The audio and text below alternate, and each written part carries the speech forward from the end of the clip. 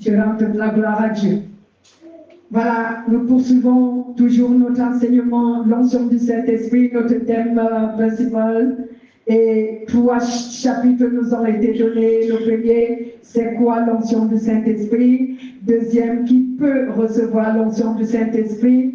Et troisième, comment se manifeste l'onction du Saint-Esprit? Donc aujourd'hui, nous allons parler de comment se manifeste l'onction du Saint-Esprit. Amen. L'onction du Saint-Esprit se manifeste de manière surnaturelle. C'est ce que nous devons d'abord savoir. Surnaturel qui veut dire spirituel. De manière surnaturelle, elle est le débordement de la grâce de Dieu accordée aux humains sur la terre. Donc, c'est la puissance de Dieu qui déborde de sa manifestation en faveur des hommes sur la terre. Elle nous transmet des capacités surnaturelles dans plusieurs domaines de la vie afin que nous accomplissons les bonnes œuvres que Dieu a préparées d'avance pour nous.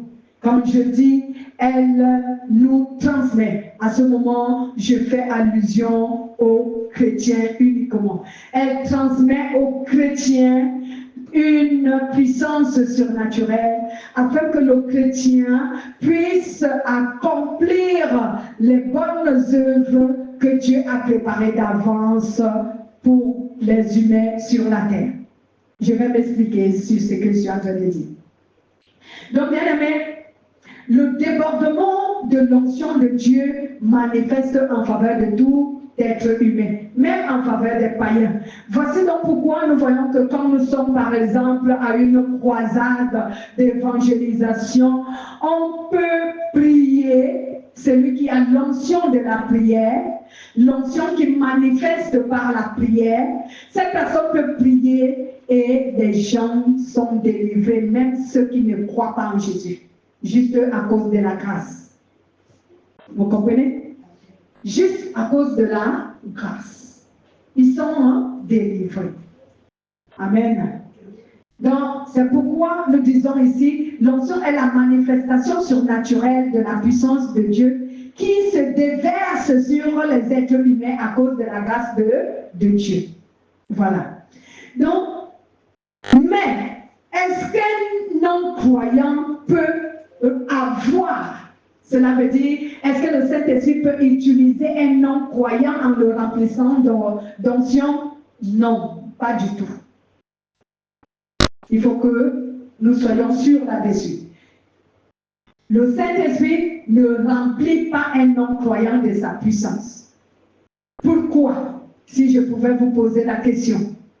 Parce que nous avons appris que voilà exactement, pour recevoir l'onction du Saint-Esprit, il faut d'abord que tu aies reçu le Saint-Esprit lui-même. Parce que si tu n'as pas reçu le Saint-Esprit, il ne peut pas te remplir de sa puissance. Mais par contre, le Saint-Esprit peut manifester sa puissance même à un non-croyant. Même à celui qui ne l'a pas reçu. Parce qu'à ce moment, ce n'est qu'une faveur qu'il accorde à celui-là.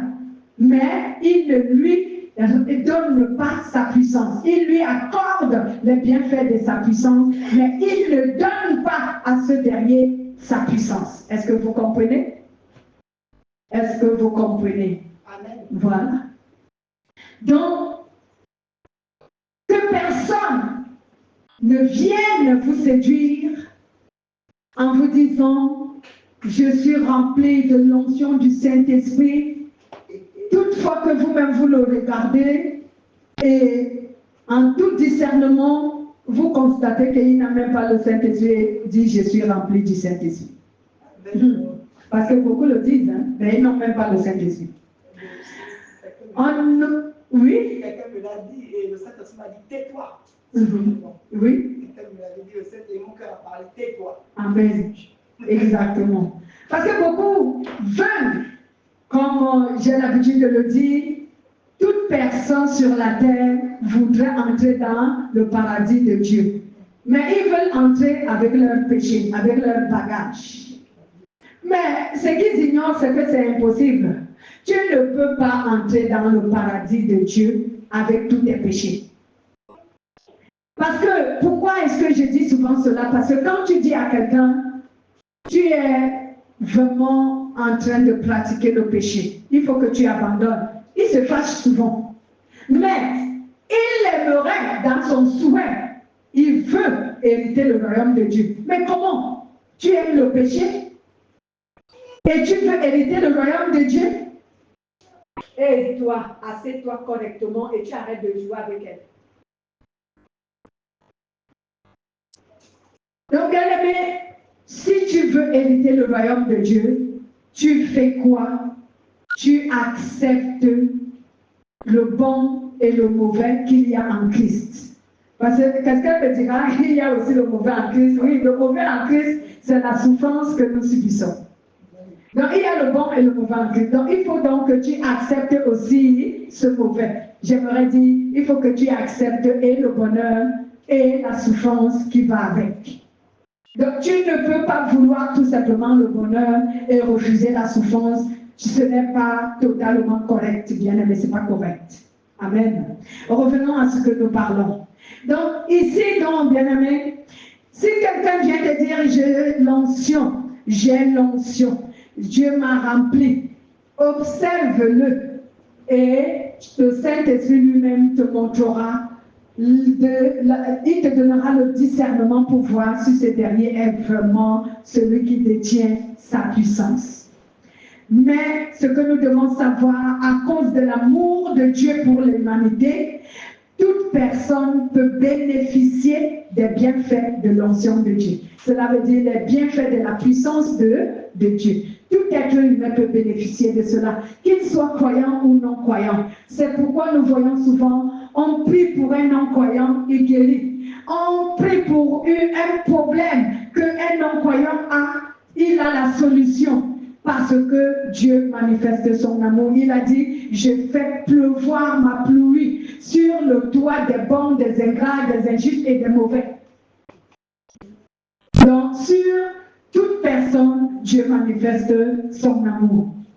Mais, dire que Dieu te confie sa puissance, à ce niveau, tu dois forcément devenir un croyant. Et un croyant vraiment qui a une meilleure relation avec Dieu.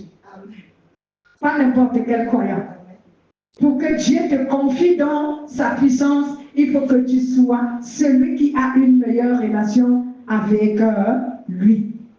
Alléluia. Donc, bien aimé, lorsque Jésus nous a envoyé son Esprit Saint, il l'a envoyé pour qu'il nous aide dans tous les domaines de la vie. Et pour cela, c'est donc pour cela que le Saint-Esprit manifeste pour nous et pour tout être humain sa puissance dont nous appelons ici l'onction. Jésus nous a envoyé son Esprit pour qu'il nous aide dans tous les domaines de la vie. Voici donc pourquoi le Saint-Esprit manifeste son onction en faveur des humains. Amen. Vous lirez les versets tels que Jean chapitre 16, verset 8 à 11 et le verset 13 aussi. Jean chapitre 16, verset 8 et jusqu'au verset 11 et vous lirez aussi le verset 13. Bien aimé, il faut donc qu'on connaisse quelle est la différence qui se manifeste entre l'ancienne alliance et la nouvelle alliance, comment l'onction se manifestait entre ces deux alliances. Amen. Dans l'ancienne alliance, la manifestation de l'onction ne se faisait que lorsque on faisait une consécration ou encore une purification ou encore une guérison. Donc c'est à ce moment que l'onction du Saint-Esprit se mettait en mouvement. Lorsque on consacrait quelqu'un, ou alors on faisait la purification du temple ou de quelque chose ou d'une personne, ou lorsqu'on guérissait une personne, on priait pour la guérison d'une personne. C'est à ce moment que l'onction du Saint-Esprit se mettait en mouvement. Pour vous attester cela, on va lire Lévitique chapitre 8. Oh mon Dieu, il est long.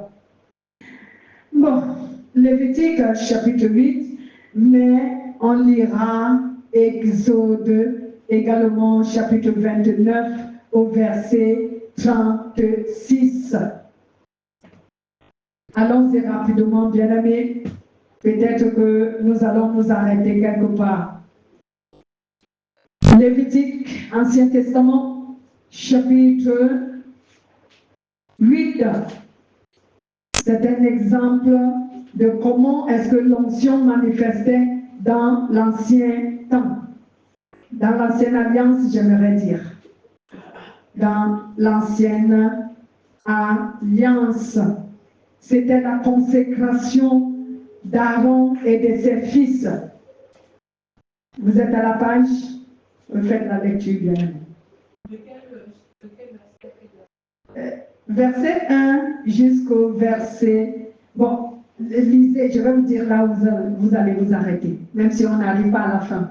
Le Seigneur dit à Moïse, convoque Aaron et ses fils.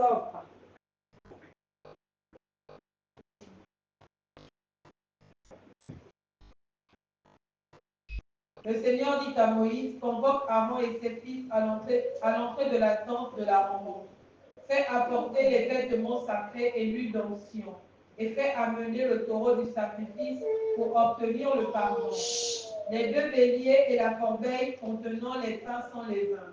Rassemble aussi toute la communauté d'Israël à cet endroit. Moïse obéit au Seigneur.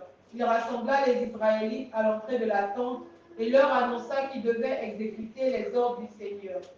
Puis, il alla chercher Aaron et ses fils et leur fit prendre un bain rituel. Il revêtit Aaron de la tunique, lui attacha la ceinture, lui mit la robe avec l'éphod par-dessus et noua dans son dos les attaches de l'éphod. Il plaça sur sa poitrine le pectoral dans lequel il déposa l'urim et le thummim. Il posa le turban sur sa tête et fixa l'insigne sacré. Le bijou d'or en forme de fleur sur le devant du turban, conformément aux ordres du Seigneur. Moïse prit ensuite de l'huile d'onction et s'en servit pour consacrer la demeure sacrée et tout ce qu'elle contenait. Vous pouvez vous arrêter là. Merci.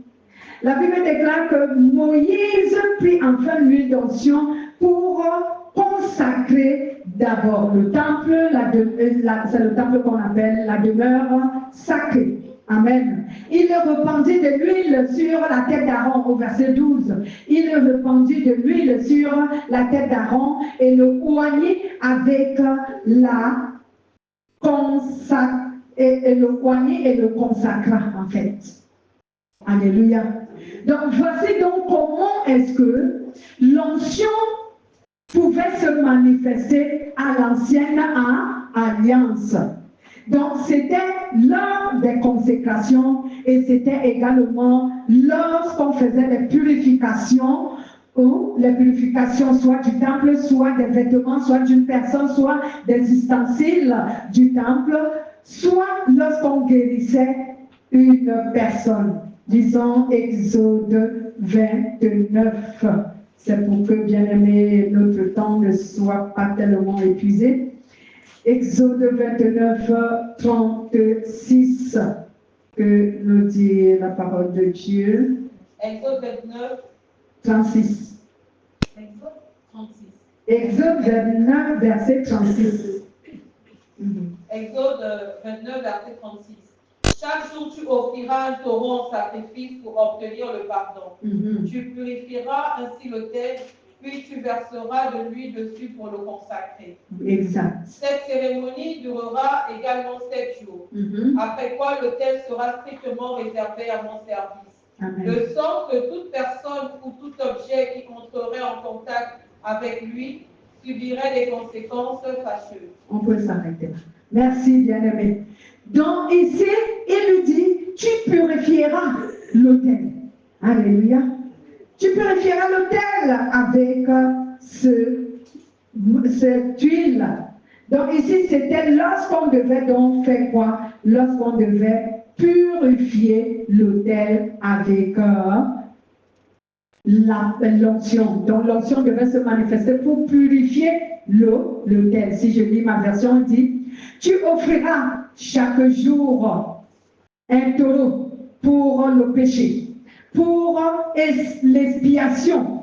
Tu purifieras l'autel pour cette expiation et tu oindras pour le sanctifier. Tu oindras l'autel d'huile pour sanctifier l'autel. Donc c'était lors de la purification. Mais ce n'est plus la même chose aujourd'hui lorsque nous sommes entrés dans la nouvelle alliance. Amen. Donc, dans la nouvelle alliance, bien-aimés, la manifestation de l'onction du Saint-Esprit touche tous les domaines de la vie. J'aimerais dire, il touche tout domaine de l'existence de l'être humain. Donc, l'onction du Saint-Esprit, depuis la nouvelle alliance, elle peut se manifester dans tout domaine de l'existence de l'être humain. Voici pourquoi j'ai pris l'exemple au début. Je disais, par exemple, lorsque nous faisons des croisades, on prie pour un malade, il guérit. On prie pour l'église, l'église est restaurée. On prie pour la vie d'une personne, sa vie est restaurée. On prie pour les finances quelquefois. Parce que moi, j'aime pas trop parler des finances pour ne pas encourager les chrétiens à ne prier que pour ça. Excusez-moi. Mais on prie pour les finances sont restaurées. On prie pour une situation quelconque et Dieu restaure. Ce n'est pas seulement lors des croisades, mais à n'importe quel moment que nous sommes réunis pour prier, l'onction de Dieu se manifeste. Alléluia. Donc, il faut donc que vous reteniez que l'onction de Dieu se manifeste à tout moment et à chaque endroit où les enfants de Dieu sont réunis, soit pour adorer, soit pour prier, soit pour élever Dieu d'une manière ou d'une autre. C'est pour cela que Dieu a dit dans sa parole, par l'intermédiaire de Jésus notre Seigneur, il a dit, là où deux ou trois sont réunis en mon nom, je serai au milieu d'eux. Et si deux ou trois s'accordent sur la terre pour me demander quelque chose, je leur accorderai ce qu'ils leur ont demandé. Alléluia. Je crois, c'est Matthieu chapitre 15. Je crois bien. Matthieu 15 ou 18, quelque chose comme ça.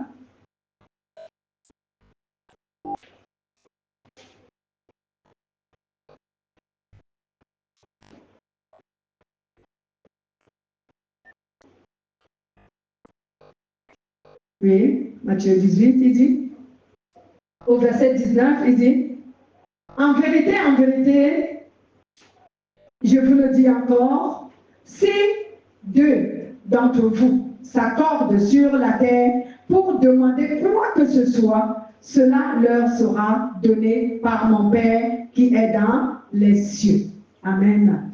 Et au verset 18, il dit, en vérité, tout ce que vous jetterez sur la terre sera jeté. Tout ce que vous lierez sur la terre sera lié et tout ce que vous délierez sera délié. Au verset 20, il dit, car là où deux ou trois sont rassemblés en mon nom, je suis au milieu d'eux.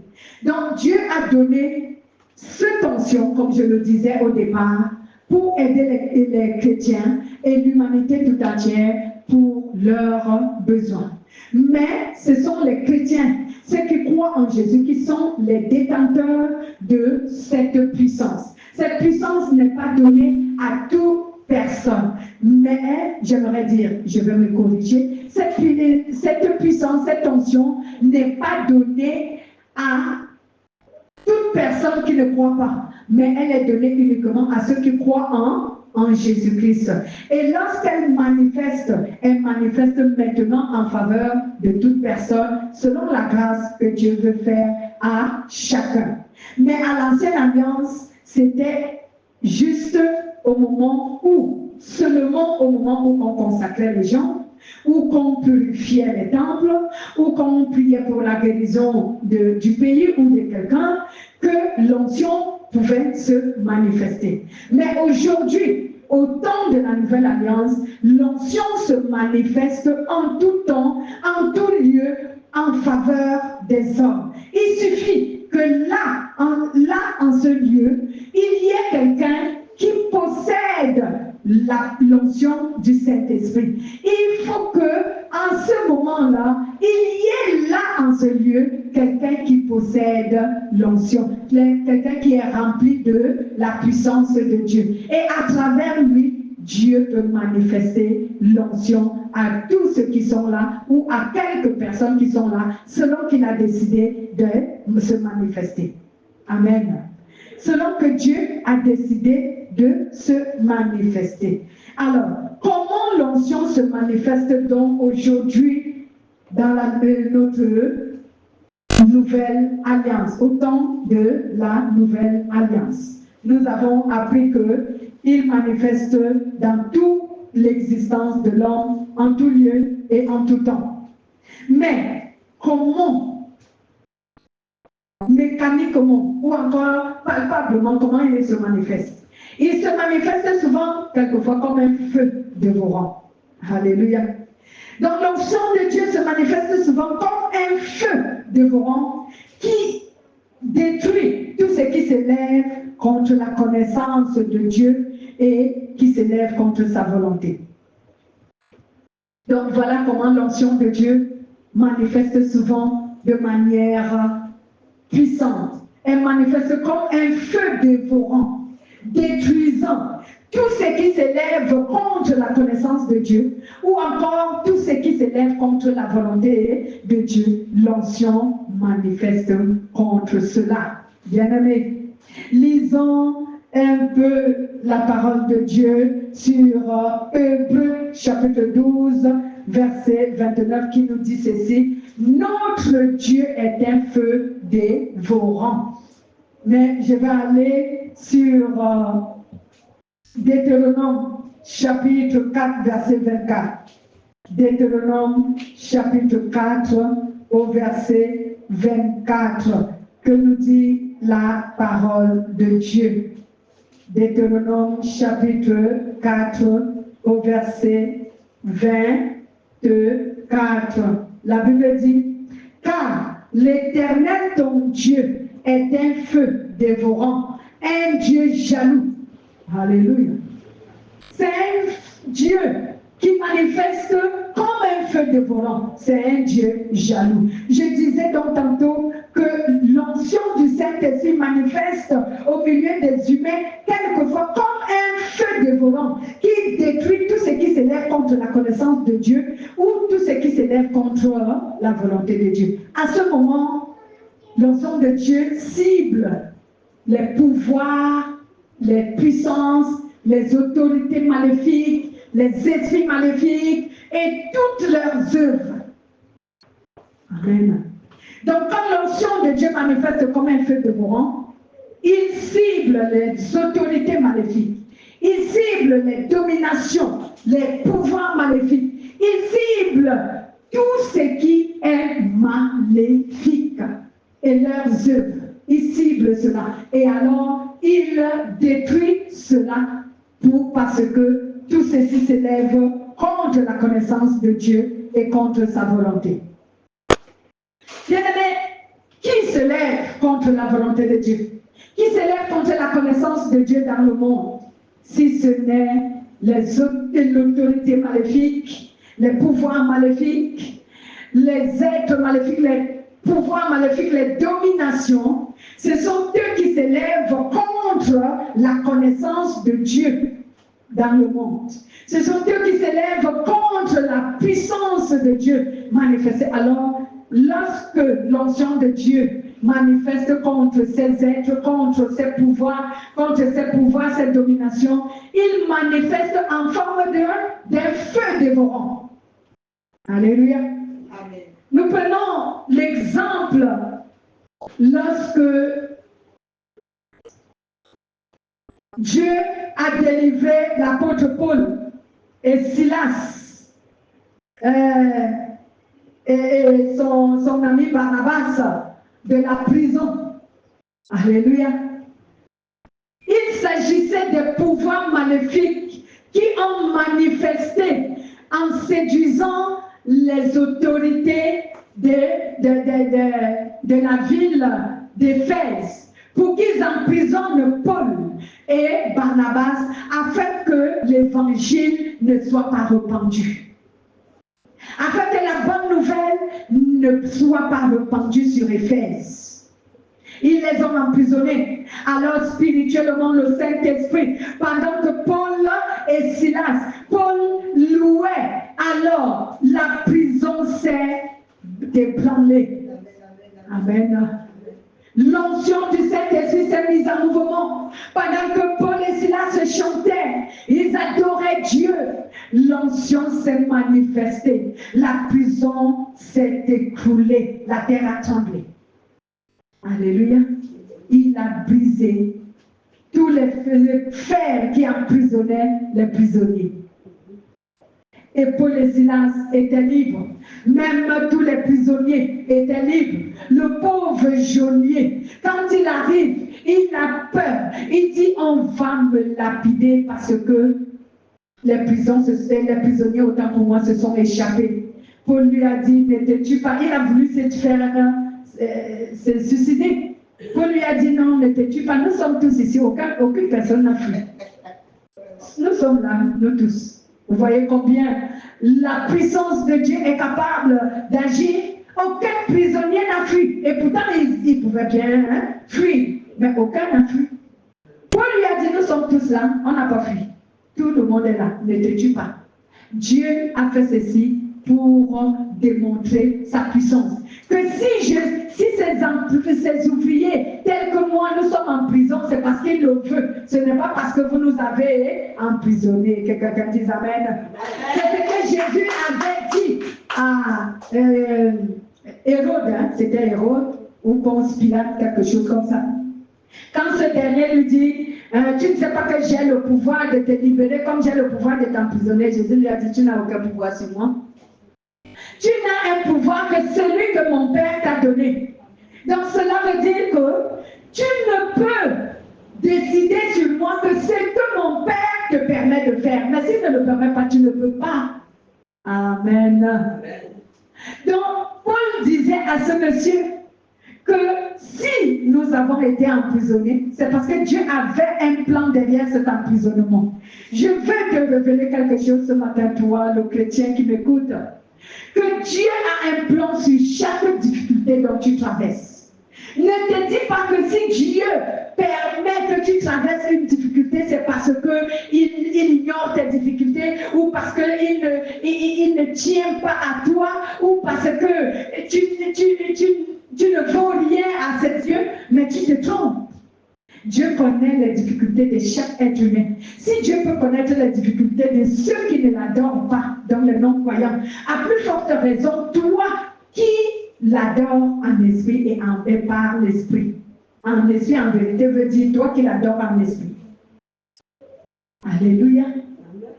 Dieu connaît toutes les difficultés que nous avons, tous les problèmes que nous avons, les souffrances que nous avons sur cette terre. Dieu les connaît mieux que nous. Il connaît qu'est-ce qui a provoqué cette souffrance. Il connaît d'où ça vient. Et il connaît pourquoi cela doit arriver. Il sait tout.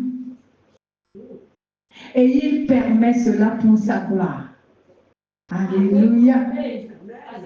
Parce que, bien aimé, figurez-vous que ce n'était pas seulement parce que l'apôtre Paul et les autres ont été libérés, mais le geôlier, dont le gardien de prison, c'est lui qu'on appelle le geôlier, le gardien de prison et toute sa famille et bien d'autres personnes ont été convertis ce jour-là. Amen.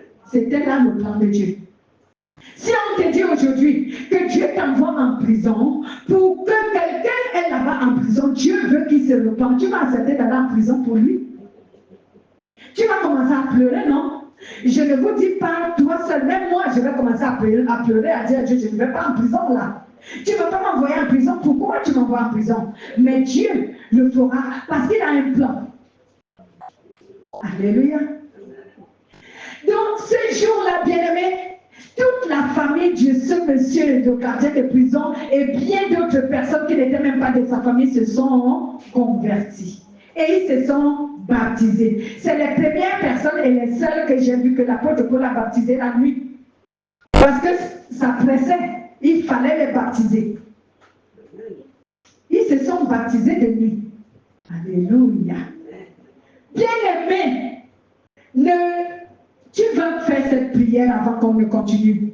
Seigneur Jésus, que mon manque de connaissances sur tes projets, Seigneur Jésus, ne m'amène pas à lutter contre ta volonté pour ne pas que tu accomplisses tes projets. Aide-moi à ne pas lutter. Aide-moi à ne pas lutter. Si tu permets que je souffre pour que tu atteignes un objectif, Seigneur, aide-moi à ne pas empêcher cela par ma désobéissance ou par mon incrédulité ou par, Seigneur Jésus, ma rébellion ou par je ne sais quel comportement. Je t'en supplie. Parce que c'est ce que nous faisons. Nous privons Dieu de se servir de nous pour accomplir ses projets, pour accomplir ses plans. Parce que nous refusons de souffrir pour ce plan-là. Lui, il a souffert pour le salut de l'humanité, non? Nous aussi, nous pouvons souffrir pour que Dieu accomplisse un plan derrière cela. Et nous serons même aussi les gagnants. Parce que l'apôtre Paul a été libéré. Il n'a pas été libéré par le gardien de prison, mais les autorités du pays qui avaient permis à ce que l'apôtre Paul et Silas se soient emprisonnés. Ils sont venus eux-mêmes, ils ont libéré Paul, ils l'ont chassé, ils nous ont dit, toi, tu nous amènes la malédiction dans notre ville là, il faut que tu partes. Et l'apôtre Paul et Silas sont partis. Alléluia. Dieu avait déjà accompli son plan. Oh Seigneur, merci que tu es glorieux. Alléluia. Donc, bien aimé, l'onction du Saint-Esprit manifeste donc souvent comme un feu dévorant. Il détruit tout ce qui s'élève contre la volonté de Dieu. Il détruit tout ce qui s'élève contre la connaissance de Dieu. C'est pour cela que, bien aimé, il ne faut pas être un ennemi de Dieu qui s'élève contre la connaissance de Dieu. Parce que quand l'onction de Dieu manifestera contre toi, elle va te détruire. La prison d'Éphèse avait été écroulée, ébranlée. Vous savez que pour construire une prison, c'est de l'argent, n'est-ce pas? C'est de l'argent et du temps. Ah, il fallait à ces personnes-là, aux autorités du pays, de construire une autre prison parce que Dieu l'avait ébranlée. Donc si tu t'élèves contre la connaissance de Dieu, tu t'élèves contre la volonté de Dieu, bien-aimé, tu t'attires la colère de Dieu. Sa puissance va se manifester contre toi. C'est pourquoi on a dit ici, Dieu est un Dieu jaloux et il défend farouchement ce qui lui appartient. Donc j'aimerais t'encourager encore, te dire, même quand tu es combattu, même quand tu souffres, même quand tu es, je ne sais pas, malade, bien-aimé, sache que l'onction de Dieu manifestera pour toi. Mais accepte d'être un moyen de l'accomplissement du projet de Dieu en acceptant cette épreuve. Amen. Bien-aimé, il y a un autre témoignage biblique. Nous voyons l'histoire de Daniel. Daniel a été jeté dans la fosse au lion. Daniel, le lion ne l'a pas dévoré. Daniel et ses compagnons ont été jetés dans la fournaise ardente de feu. Et une quatrième personne qui était l'ange de Dieu est entrée dans la fournaise de ce feu. Et le feu ne les a pas consumés. Alléluia. Je veux que tu fasses confiance à Jésus. Parce qu'il est un Dieu qui ne manque pas à ses promesses. Amen. Son onction va manifester pour toi. Si tu es malade, l'onction de Jésus va te délivrer de la maladie. Fais-lui seulement confiance. Si tu as des difficultés quelconques, l'onction est capable de remédier à ces situations. La puissance de Dieu n'est pas limitée. Nous avons élevé Dieu ce matin. Lorsque nous avons prié ici en disant Seigneur, pardonne-nous parce que nous t'avons limité. Parce qu'aucun d'entre nous vraiment en réalité ne connaît la dimension de ta grandeur. Mais la Bible déclare que tu es tellement grand, immensement grand. Si la terre est ton marchepied, à plus forte raison ta grandeur, ô Seigneur. Nous, quand on regarde avec nos yeux charnels, nous voyons que la terre est tellement vaste. Mais la Bible déclare que tu es immensement grand. La terre n'est que ton marchepied. Bien-aimé, essaye d'imaginer que la serpillère, les six-pieds que tu mets devant ta porte, elle sert seulement à essuyer tes pieds. Mais ta maison est plus grande que cet essuie-pied. Amen. Alléluia. La Bible déclare que la terre est le lieu où Dieu pose ses pieds. Imagine donc la grandeur, l'étendue de l'immensité de sa grandeur. Alléluia.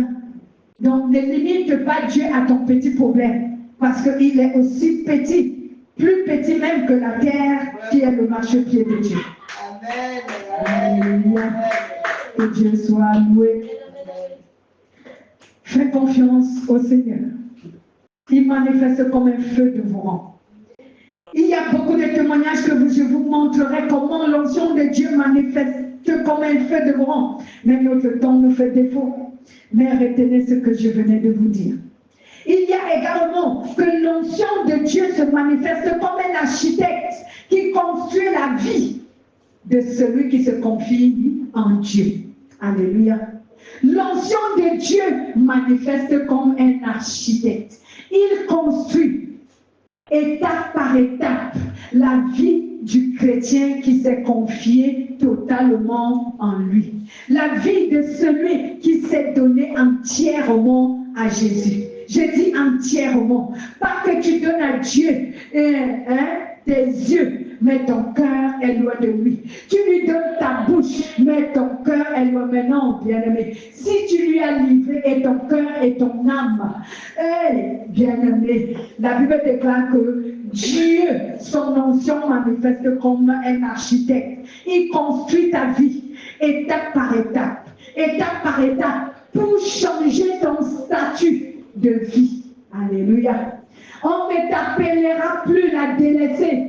Moi, on t'appellera la bien-aimée de l'Éternel. Alléluia. Amen. Tu ne seras plus la délaissée.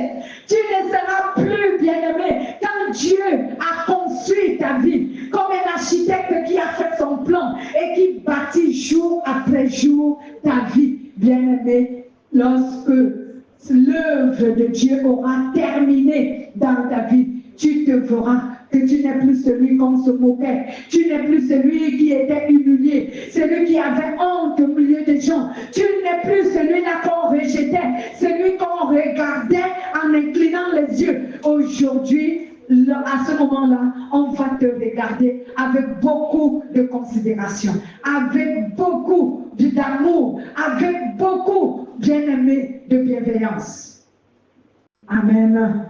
Dieu est un architecte. Son onction est comme un architecte. Il manifeste comme un architecte. Voici donc pourquoi, lorsque l'onction de Dieu manifeste comme un architecte, il fait quoi? Il nous enseigne jour après jour la volonté de Dieu. Jour après jour, il nous enseigne la vérité. Et il nous exhorte et nous incite à mener une vie qui s'accorde à la volonté de Dieu. Alléluia. Lisons Hébreux 11, 10. Hébreux 11, 10.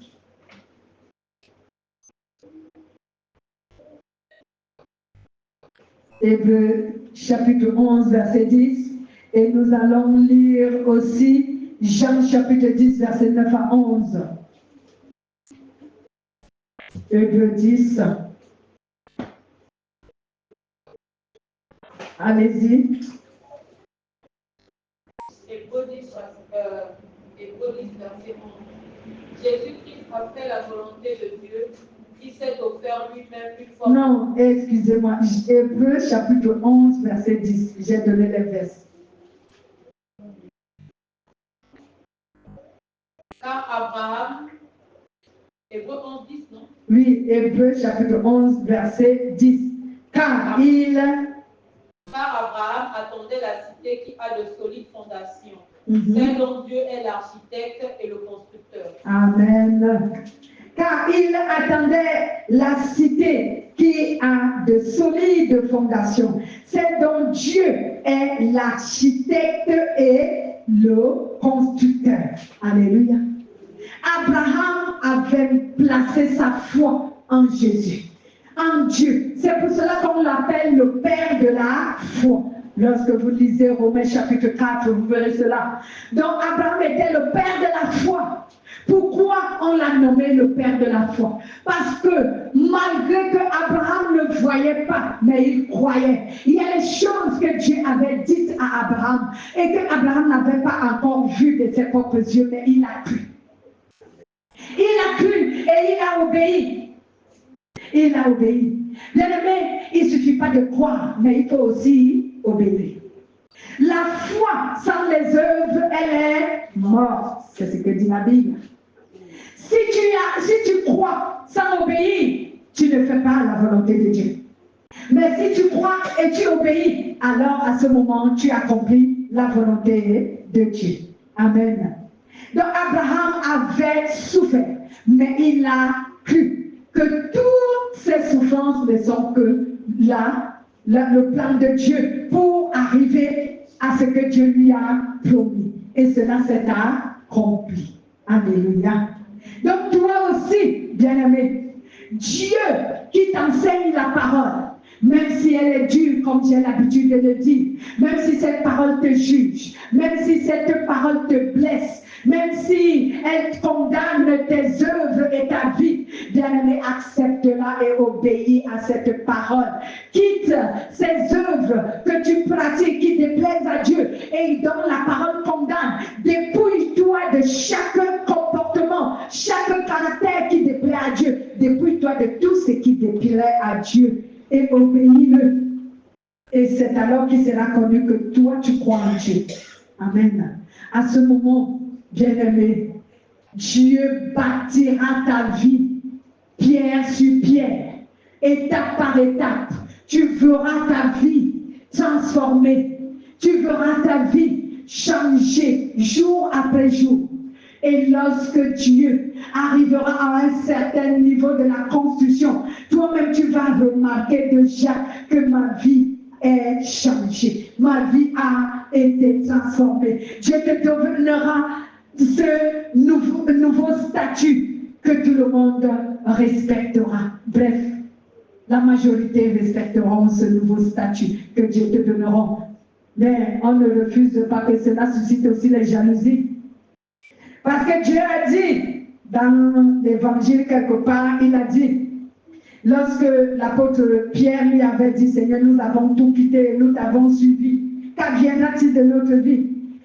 Dieu lui a dit, Pierre, si vous avez quitté tout ce que le monde vous offre et vous m'avez suivi, je vous donnerai le double, le quadruple, parce qu'il a dit 3 fois de suite, le triple de ce que vous avez quitté. Mais attention, cela sera avec les persécutions. Cela veut dire qu'au fur et à mesure, votre vie changera. Au fur et à mesure, la persécution augmentera. Parce que le diable et ses adeptes et ses agents ne voudront pas que tu vives paisiblement sur cette terre. Ils vont te persécuter, mais bien-aimé, puisque l'onction manifeste en ta faveur, la puissance de Dieu est pour toi. Qu'est-ce que la persécution peut faire? Alléluia. Je reviens sur l'exemple d'Élie. Élie avait l'onction qui déplaçait les montagnes. Alléluia. Mais, vous savez combien il a été persécuté, non? à cause de cette onction, Élie a été beaucoup persécuté. Donc, toutefois que Dieu, comme architecte de ta vie, il est en train de changer ta vie pour te donner une vie nouvelle, une vie agréable, une vie qui prend le sens de la destinée qu'il avait faite pour toi, cela sera accompagné avec les persécutions. C'est pourquoi je suis souvent étonnée et même quelquefois désolée pour ces chrétiens qui, quand ils sont persécutés, ils ne savent plus pourquoi. Ils ne savent plus pourquoi quand ils sont persécutés. Ils sont étonnés qu'ils sont persécutés. Mais il faut rester malheureux, personne ne va te persécuter. Même la souffrance de la persécution qu'il faut oublier. Oui, la souffrance fait oublier. Donc il faut savoir, même, excusez-moi, même un proverbe païen dit qu'on ne lance pas les pierres sur un arbre qui n'a pas de bons fruits. Amen. Un arbre qui a le bon fruit, toute personne est au-dessous de cet arbre pour lancer les pierres. Chacun veut cueillir ce bon fruit. Comment pouvons-nous être étonnés que Dieu, qui me transforme notre vie de manière glorieuse, comment pouvons-nous être étonnés que nous sommes persécutés? On ne doit pas être étonné parce que lui-même il a dit cela, la gloire est accompagnée des persécutions. Amen. Si tu vois que bien-aimé tu es béni et que tu vis paisiblement ta bénédiction sans être persécuté, sache qu'elle ne vient pas de Dieu. Je vous assure, c'est la vérité, elle ne vient pas de Dieu. Parce que si tu es béni de Dieu, la persécution va s'en suivre. Alléluia. C'est exactement cela. Et troisièmement, ici, bien-aimé, l'onction du Saint-Esprit se manifeste comme un potier qui façonne le cœur, comme un potier qui façonne son ouvrage. Cela veut dire quoi, bien-aimé? L'onction manifeste également comme un potier qui façonne son ouvrage. Cela veut dire quoi? Cela veut dire que la puissance de Dieu œuvre dans nos cœurs pour nous délivrer de tout ce qui déplaît à Dieu. Alléluia. La puissance de Dieu œuvre à travers la parole de Dieu qu'on nous donne, à travers le Saint-Esprit qui agit. Son onction œuvre donc pour nous délivrer de tout ce qui déplaît à Dieu, pour nous délivrer du péché, afin de nous rendre purs. Alléluia. L'onction ne peut pas te laisser demeurer dans l'iniquité. Jamais. Cette onction ne sera pas celle de Dieu, où je vois les chrétiens, ils disent qu'ils sont remplis de l'onction de Dieu. Selon eux, cette onction vient de Dieu. Ils sont dans le mensonge. Ils sont dans les fétiches. Ils fréquentent les charlatans pour avoir la puissance. Mais ils trompent le peuple que la puissance qu'ils ont vient de Dieu. Il y a ceux qui couchent avec les femmes dans l'église et ils disent que l'onction qu'ils ont vient du Saint-Esprit. L'onction du Saint-Esprit ne laisse pas un chrétien qui le remplit dans le péché. Il ne peut pas te laisser dans le péché. Alléluia. Il ne peut pas. L'onction du Saint-Esprit ne peut pas te laisser dans le péché. C'est pour cela que l'onction manifeste aussi pour façonner le chrétien. Voici donc pourquoi, quand la parole de Dieu est prêchée, le chrétien qui doit être rempli de l'onction du Saint-Esprit va recevoir la parole. Alléluia. Il va recevoir la parole parce que cette parole contribue au plan que Dieu a pour lui. Dieu veut l'utiliser. Dieu veut le remplir de son onction. Dieu veut lui confier sa puissance. Mais comment le laisser dans le péché? Si quelqu'un est dans le péché, bien-aimé, ayant la puissance de Dieu, il va détruire le monde entier. Vous le savez? Amen. Si tu es dans le péché et que Dieu te remplit de sa puissance, tu vas détruire le monde. Puisqu'il suffira que quelqu'un te blesse un peu, que quelqu'un te dise quelque chose qui te blesse et tu vas ordonner qu'il meure. Et il va mourir. Parce que la puissance de Dieu, tu l'as. Donc, voici donc un exemple que je vous donne. Dieu ne remplit pas de sa puissance quelqu'un qui vit dans le péché. Si tu es un chrétien qui vit dans le péché, tu ne seras pas rempli de la puissance de Dieu. Alléluia. Amen. Voilà, regardons un peu comment est-ce que aujourd'hui les pasteurs se disputent sur les réseaux sociaux. Vous voyez que s'ils avaient la puissance, ils n'auraient pas tué ceux qui les parlent mal, ou ceux qui les jugent, ou ceux qui les condamnent, ou ceux qui disent des témoignages contre eux, ils les auraient tués. Mais parce qu'ils n'ont pas la puissance de Dieu, ils ne peuvent pas les tuer. Alléluia. La Bible déclare que Élie, lorsqu'il ordonna que les 450 prophètes de Baal, le feu descend du ciel, qu'il les consume, le feu est descendu du ciel, il les a consumés. Bien aimé. Le feu les a consumés parce que Élie, Dieu lui avait confié sa puissance. Bien aimé, quand tu es rempli de l'onction de Dieu, c'est que Dieu t'a confié sa puissance pour que tu l'exerces pour tel ou tel, dans tel ou tel domaine. Voici donc pourquoi aujourd'hui, les gens ont l'habitude de dire que toi, on ne sait pas comment tu discernes les choses. Quand je regarde un pasteur qui se justifie sur les réseaux sociaux, parce qu'on a dit ça ou ça de lui, je vois comment sa parole reflète la colère. Je sais que s'il avait la puissance de Dieu, il allait déjà tuer les gens qui lui ont fait du mal, qui lui ont dit des choses qui l'énervent. Mais ils n'ont pas la puissance de Dieu, ce sont des fanatistes. Ils n'ont pas la puissance de Dieu. Parce qu'ils sont souvent remplis de colère. Alléluia. Mais lorsque Dieu te remplit de sa puissance, tu es humble. Alléluia.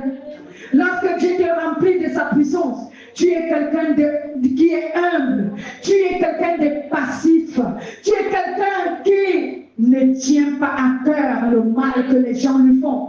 Bien-aimé, tu regardes et quand tu te sens énervé, tu cours au pied du Saint-Esprit pour lui dire: je suis vraiment énervé là où tu me vois, selon ce que l'on a fait contre moi, selon ce que l'on a dit, mais je ne veux pas agir.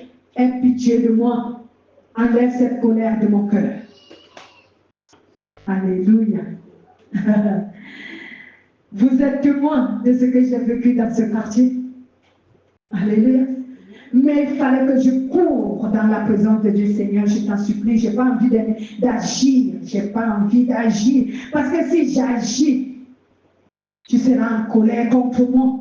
Si j'agis, tu peux t'énerver contre moi. Parce que moi, je vous ai dit que bien aimé, c'est dont j'ai peur. J'ai peur d'attrister Dieu. C'est ce que moi j'ai peur. J'ai peur d'attrister Dieu.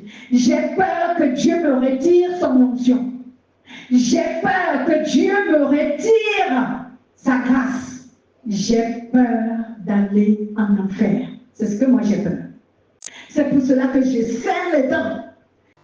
Je serre mon cœur pour ne pas répondre aux provocations, pour ne pas répondre.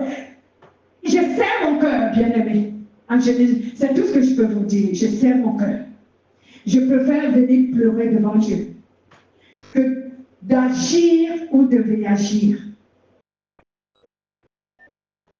Amen. Parce que je sais que lorsque je déclare une parole, elle va s'accomplir. Beaucoup ont le témoignage. Quand je dis elle s'accomplit, Parce que Dieu sait que je ne sors pas n'importe quelle parole de ma bouche parce que je suis en colère. Dieu sait que je sais me retenir. Qu'il m'a donné cette grâce de pouvoir me retenir. Que je ne dis pas n'importe quoi et je ne réagis pas n'importe comment. Je préfère me taire et d'aller pleurer devant le Seigneur. Qu'il intervienne. Parce que lui, il a une justice équitable. Alléluia.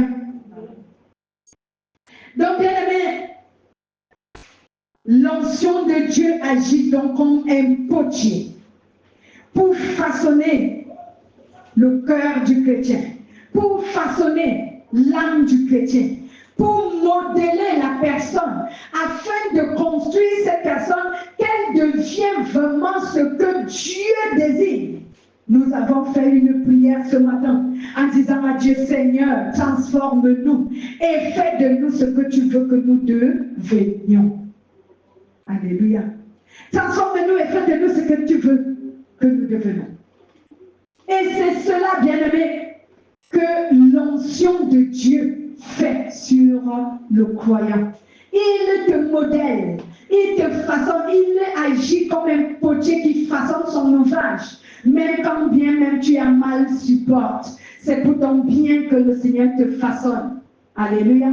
Afin que tu deviennes une personne parfaite aux yeux de Dieu. Alléluia. Et alors, Dieu pourra te confier la puissance qui déplace les montagnes, bien-aimés. Ton onction va augmenter. Je vous ai dit que l'onction augmente de dimension au fur et à mesure que nous grandissons et que nous croissons dans la sainteté. L'onction augmente de dimension. Alléluia. L'onction augmente de dimensions. Quand vous observez les chrétiens, les pasteurs, les onctions diffèrent. L'onction diffère de dimensions selon les chrétiens. Pourquoi? Parce que la dimension de la sainteté d'une personne définit son onction. À quel niveau tu es saint? Bien-aimé, c'est ce qui définit ton onction que Dieu te donne. Dieu ne peut pas te donner une onction qui ressuscite les morts si la dimension de ta sainteté est encore faible.